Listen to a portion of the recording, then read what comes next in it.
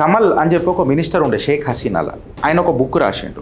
ఏమని బుక్ రాసిండంటే ఒక democratic process అనేది కొలాప్స్ అయిపోయింది బంగ్లాదేశ్లో అని చెప్పి చెప్పిండు.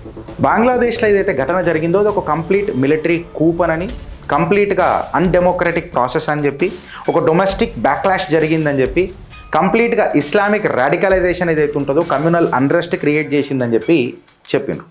తులసి గబార్డ్ ఆమె ఏమని అన్నదనంటే, president Donald Trump America regime change ఏదైతే ప్రాసెస్ ఉంటుండో చూడు వెనకటికి, దాన్ని అంతం పట్టించిండు అని అన్నాడు. ఇప్పుడు బంగ్లాదేశ్లో వెనకటికి రెజిమ్ చేంజ్ చేసినాము అని అంటే ట్రంప్ ఏమని అన్నాడు, మాకు సంబంధం లేదు, అది ఏమైందో మాకు తెలియదు అని అన్నాడు.